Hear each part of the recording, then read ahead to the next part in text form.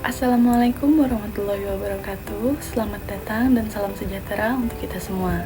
Nama saya Merida Haryanti, mahasiswa Universitas Terbuka, Prodi Teknologi Pendidikan.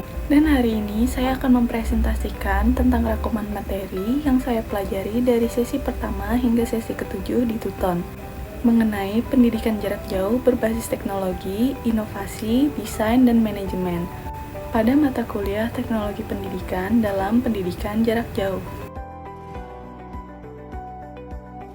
Pada sesi pertama, kita diberikan materi tentang konsep dasar teknologi pendidikan. Kita akan membahas sejarah singkat teknologi pendidikan, yang mana pada awal tahun 1900-an, teknologi pendidikan dimulai dengan penggunaan media cetak, audio, dan audiovisual. Lalu, pada tahun 1950 hingga 60-an, berkembang penggunaan radio, televisi, dan taking machine berbasis behaviorisme, terutama dalam pelatihan militer dan industri. Lalu, di tahun 1970-an, muncul pendekatan instruksional sistem desain yang menggabungkan teori sistem, kognitivisme, konstruktivisme, dan komunikasi. Lalu, pada tahun 1990-an, internet dan komputer mulai digunakan dalam pembelajaran interaktif berbasis jaringan WWW. Saat ini, teknologi pembelajaran melibatkan berbagai perangkat termasuk smartphone dan memanfaatkan internet secara luas, meski tetap perlu memperhatikan ketepatgunaan teknologi sesuai konteks pembelajaran. Pada sesi kedua, kita diberikan materi tentang teori pendidikan jarak jauh.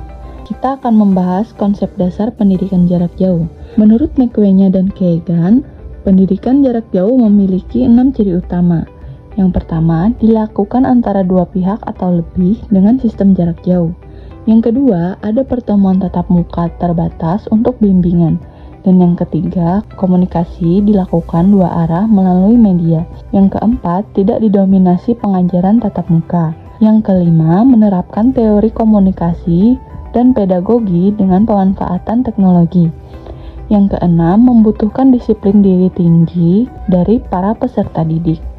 Lalu, kita akan membahas ciri pokok pendidikan jarak jauh, yang mana dilakukan oleh institusi, bukan studi mandiri, dan juga adanya keterpisahan geografis antara pendidik dan peserta didik.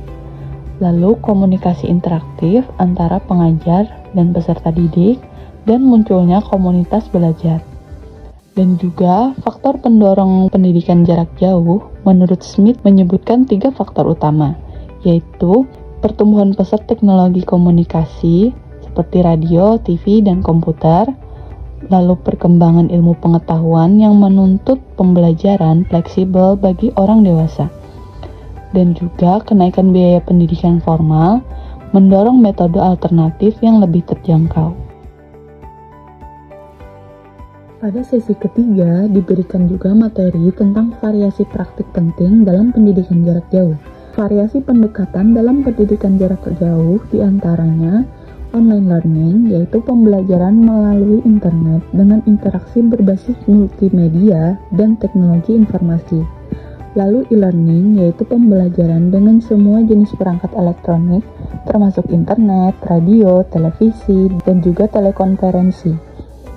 Lalu ada cyber learning, yaitu pembelajaran sepenuhnya menggunakan aplikasi teknologi komunikasi seperti video conference dan kelas virtual. Ada juga virtual learning, yaitu sistem e-learning berbasis web yang memungkinkan peserta mengakses bahan, tugas, ujian, hingga nilai. Ada pula sinkronus dan asinkronus. Sinkronus adalah pembelajaran real-time seperti video conference. Lalu asinkronus adalah pembelajaran tidak serentak waktu, misalnya tugas online atau forum diskusi.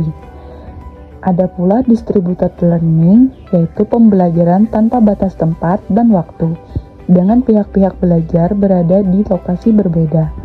Ada pula hybrid atau blended learning, yaitu kombinasi pembelajaran tatap muka dan online untuk efisiensi dan efektivitas. Dan yang terakhir ada mobile learning atau m-learning, yaitu belajar menggunakan perangkat portable seperti smartphone, notebook, atau MP3 player. Modus pembelajarannya ada dua, yaitu modus tunggal yang mana hanya menggunakan satu pendekatan, tatap muka atau jarak jauh. Yang kedua, modus rangkap, yaitu menggabungkan pendekatan tatap muka dan pendidikan jarak jauh secara fleksibel. Pada sesi keempat, ada materi tentang fungsi teknologi pendidikan dalam pendidikan jarak jauh. Bahan ajar pendidikan jarak jauh memiliki 8 karakteristik utama. Yang pertama, bisa digunakan mandiri. Yang kedua, materi mudah dipahami. Yang ketiga, bisa diikuti sesuai kecepatan peserta didik. Yang keempat, satu kesatuan yang utuh. Yang kelima, disesuaikan kebutuhan individu. Yang keenam, interaktif dan komunikatif. Yang ketujuh, memanfaatkan berbagai media. Dan yang terakhir, ada dukungan tutor dan kelompok belajar. Ada pula fungsi manajemen pembelajaran dalam pendidikan jarak jauh, yang mana manajemen pendidikan jarak jauh harus menggunakan media komunikasi yang efektif, menyediakan tutor berkualitas, menyusun penilaian yang sesuai, dan mengelola bahan ajar serta ujian secara massal.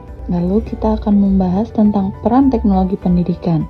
Secara makro, teknologi pendidikan menghasilkan sistem pendidikan atau lembaga seperti pusat sumber belajar yang merancang dan memfasilitasi pendidikan jarak jauh.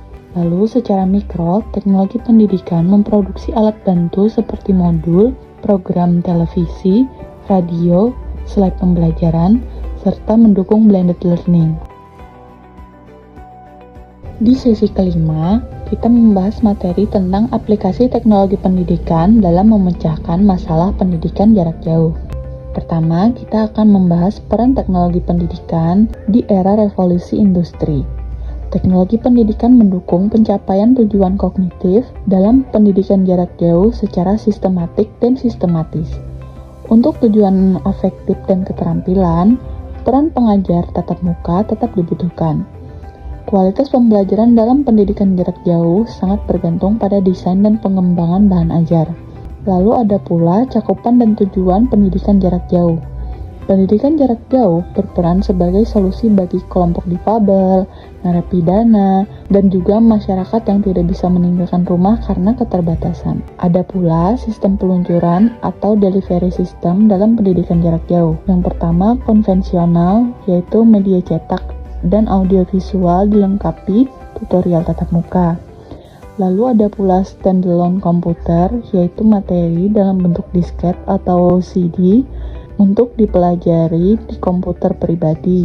Ada pula berbasis internet, yaitu semua materi bisa diakses online tanpa media cetak. Dan juga blended atau hybrid learning, yaitu kombinasi tatap muka dan online yang terbukti menurunkan angka putus belajar.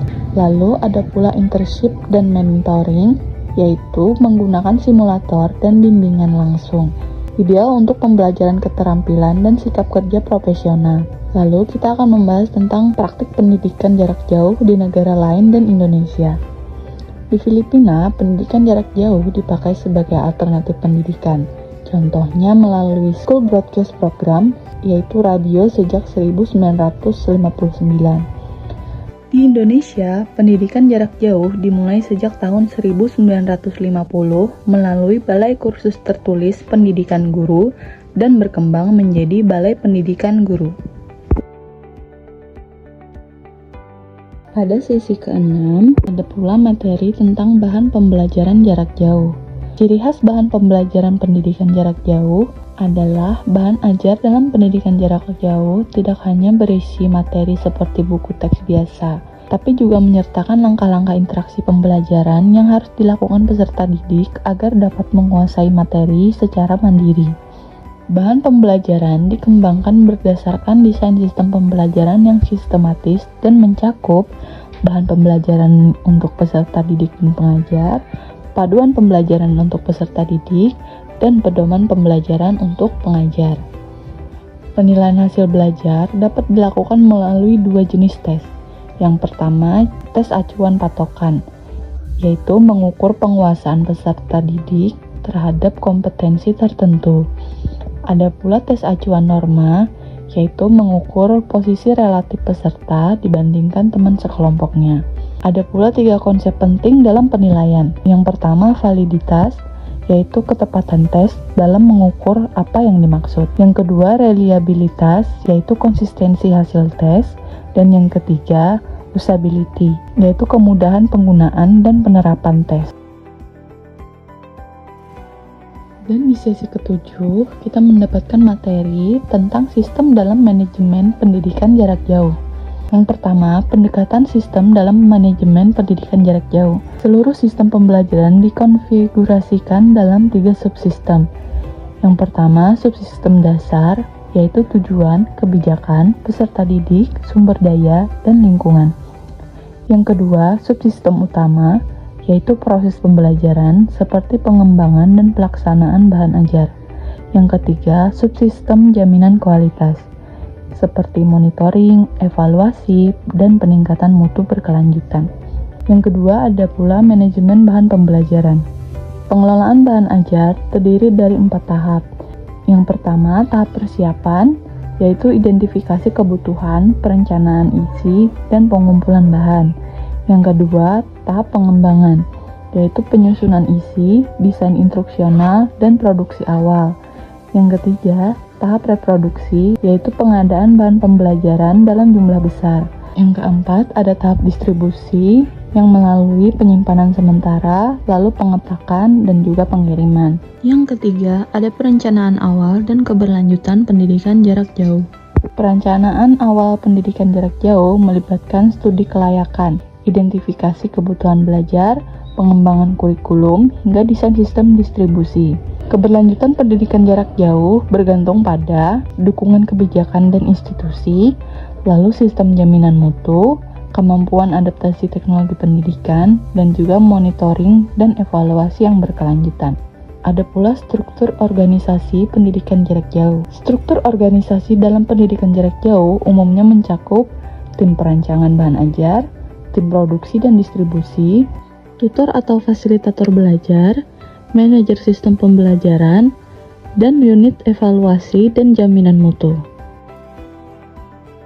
Kesimpulannya, materi sesi 1 sampai sesi 7 menunjukkan bahwa teknologi pendidikan adalah fondasi utama dari pendidikan jarak jauh atau PJJ.